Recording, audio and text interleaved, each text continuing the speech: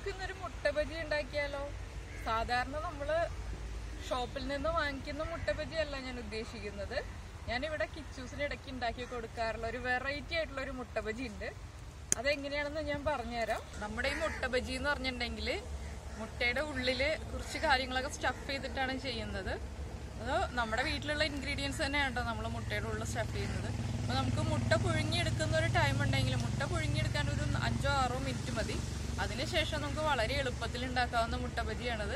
ഇതൊരു സർപ്രൈസ് ആയിട്ട് കൊടുക്കുക. നമ്മൾ മുട്ടയുടെ ഉള്ളിൽ എന്താണ് ഫില്ല് ചെയ്തിരിക്കുന്നതെന്ന് കഴിച്ചതിന് ശേഷം മാത്രമേ മനസ്സിലാക്കാൻ പാടുള്ളൂ. അല്ലാതെ നമ്മൾ പറഞ്ഞു കൊടുത്തിട്ട് നമ്മൾ എന്താണ് ഫില്ല് ചെയ്തിരിക്കുന്നതെന്ന് മനസ്സിലാക്കരുത്. ആ രീതിയിൽ നമുക്ക് ഒരു വെറൈറ്റി ആയിട്ടൊരു മുട്ട ബജി ചെയ്തെടുക്കാം. അപ്പൊ നമുക്ക് എങ്ങനെയാണ് മുട്ട ബജി ചെയ്യുന്നതെന്ന് നോക്കാം.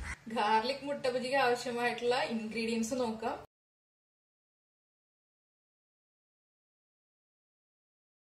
നമ്മൾ മൈദപ്പൊടി എടുത്തിട്ടുണ്ട്, മുട്ട പുഴുങ്ങി എടുത്തിട്ടുണ്ട്, വെള്ളം, കുരുമുളക് പൊടി, പിന്നെ ഞാൻ എടുത്തിട്ടുള്ളത് ഒരു 10 അല്ലി വെളുത്തുള്ളി, 4 ചുവന്നുള്ളി, ഒരു തണ്ട് കറിവേപ്പില, 2 ചെറിയ പച്ചമുളക്. ഇത്രയും ചേർത്ത് ചെറുതായിട്ട് ചോപ്പ് ചെയ്തെടുത്തതാണ് ഈ ബൗളിലിരിക്കുന്നത്. പിന്നെ നമുക്ക് ഉപ്പ് വേണം, എണ്ണ വേണം. ആദ്യം നമുക്ക് നമ്മൾ പുഴുങ്ങി വെച്ചിരിക്കുന്ന മുട്ട 2ആയിട്ട് കട്ട് ചെയ്തെടുക്കാം. അപ്പൊ ഇതാ നമ്മള് മുട്ട 2ആയിട്ട് കട്ട് ചെയ്തിട്ട് എഗ് യോക്കും വൈറ്റും 2ആയിട്ട് മാറ്റിയെടുത്തിട്ടുണ്ട്. നമ്മുടെ പാൻ നന്നായിട്ട് ചൂടായി വരട്ടെ. നമ്മൾ എഗ് വൈറ്റ് എടുക്കുമ്പോൾ പൊട്ടി പോവാതെ എടുക്കണം. പൊട്ടി പോയി കഴിഞ്ഞിട്ടുണ്ടെങ്കിൽ നമുക്ക് ഫില്ല് ചെയ്യാൻ പറ്റില്ല മുട്ടയുടെ ഉള്ളിലേക്ക്. അത് മാത്രമാണ് ഇതിൽ ശ്രദ്ധിക്കേണ്ട കാര്യമുള്ളൂ. നമ്മുടെ പാൻ നന്നായിട്ട് ചൂടായിട്ടുണ്ട്. ഞാൻ ഇതിലേക്ക് വെളിച്ചെണ്ണ ചേർക്കുകയാണ്.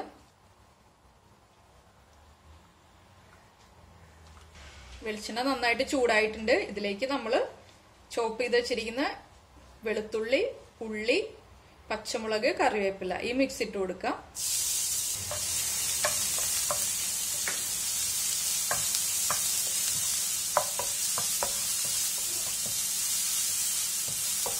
പച്ചമുളകിന്റെ എണ്ണം നമുക്ക് ഇഷ്ടത്തിന് തീരുമാനിക്കാം കേട്ടോ. ഞാനിപ്പോ കുറച്ച് പെപ്പർ പൗഡറും കൂടെ ആഡ് ചെയ്യുന്നത് കൊണ്ട് 2 ചെറിയ പച്ചമുളകേ എടുത്തിട്ടുള്ളൂ.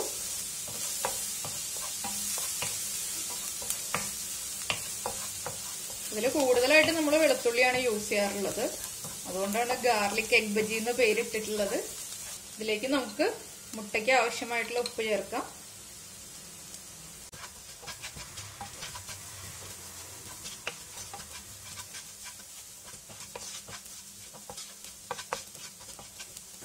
ഇതിന്റെ ഒരു റോ സ്മെല്ലൊന്ന് മാറി വരുമ്പോൾ നമുക്ക് നമ്മൾ എടുത്തു വെച്ചിരിക്കുന്ന എഗ് യോക്ക് ആഡ് ചെയ്ത് കൊടുക്കാം.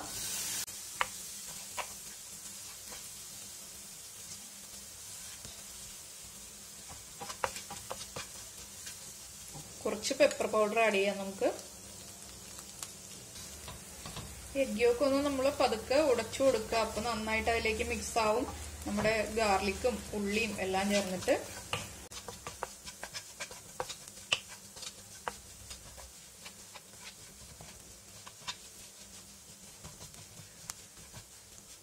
ഇതൊരു 2 മിനിറ്റ് ഒന്ന് സോട്ട് ചെയ്തെടുത്താൽ മതി. അപ്പൊ നമുക്ക് ഉപ്പ് നോക്കിയിട്ട് ഉപ്പ് കുറവാണെങ്കിൽ ഉപ്പ് ആഡ് ചെയ്ത് കൊടുക്കാം. അതുപോലെ തന്നെ എരിവ് കുറവാണെങ്കിൽ പെപ്പർ പൗഡർ ആഡ് ചെയ്യാം.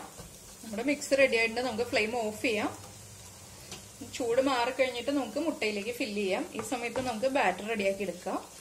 നമ്മുടെ ബാറ്റർ റെഡിയാക്കാൻ വേണ്ടിയിട്ട് ഞാൻ കുറച്ച് മൈദപ്പൊടി എടുത്തിട്ടുണ്ട്. ഇതിലേക്ക് നമുക്ക് വളരെ കുറച്ച് പെപ്പർ പൗഡർ ആഡ് ചെയ്യാം. ഒരു 2 പിഞ്ച് പെപ്പർ പൗഡർ.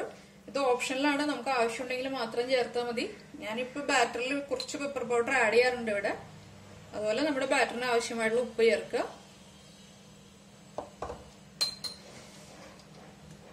നന്നായിട്ട് നമുക്ക് വെള്ളം ചേർത്തിട്ട് മിക്സ് ചെയ്തെടുക്കാം.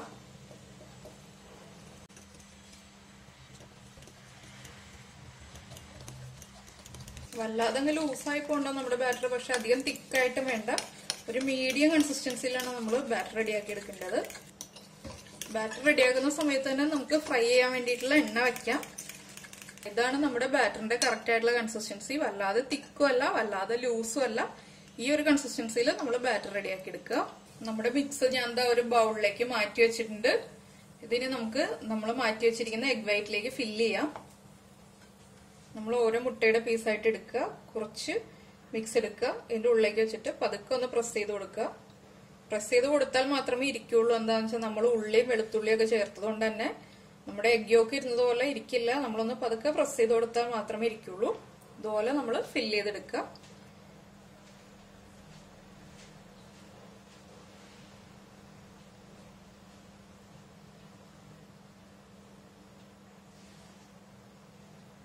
ഇതുപോലെ നമുക്ക് എല്ലാ മുട്ടയും ഫില്ല് ചെയ്തെടുക്കാം. അതാ നമ്മള് നമ്മുടെ മുട്ടയെല്ലാം ഫില്ല് ചെയ്തെടുത്തിട്ടുണ്ട്.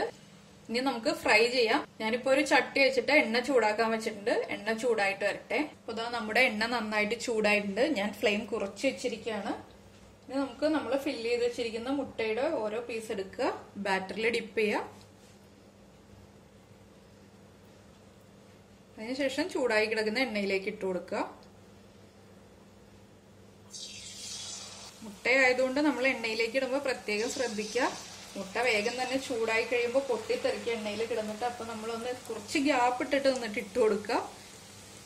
അല്ലെങ്കിൽ നമ്മുടെ മുഖവും കൈയും ഒക്കെ പൊള്ളാൻ സാധ്യതയുണ്ട്.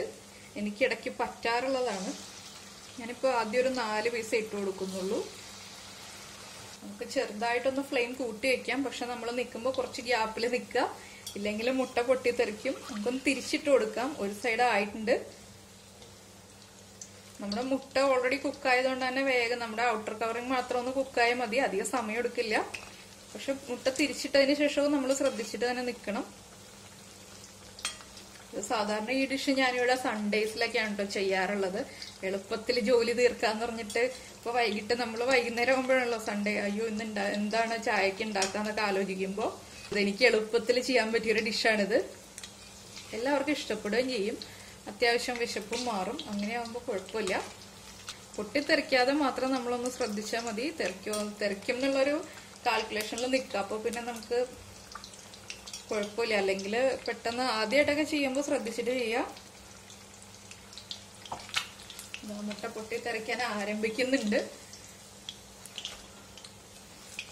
ഇപ്പൊ നമ്മുടെ ബാറ്ററിന്റെ കളറൊക്കെ മാറിയിട്ട് ഒരു ലൈറ്റ് ആയിട്ട് ഒരു ഗോൾഡൻ ഷെയ്ഡ് വന്നു തുടങ്ങുന്നുണ്ട്. ഇത്ര ആയാൽ മതി. നമുക്ക് എണ്ണയിൽ നിന്ന് മാറ്റാം.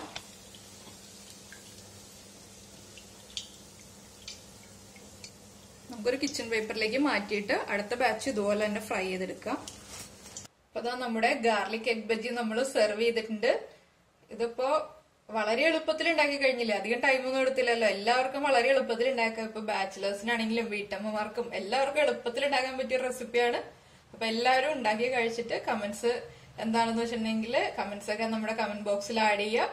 അതുപോലെ ലൈക്ക് ചെയ്യുക, ഷെയർ ചെയ്യുക, സബ്സ്ക്രൈബ് ചെയ്യുക. നമുക്ക് അടുത്ത ഡിഷുമായിട്ട് അടുത്ത ദിവസം കാണാം. ബൈ.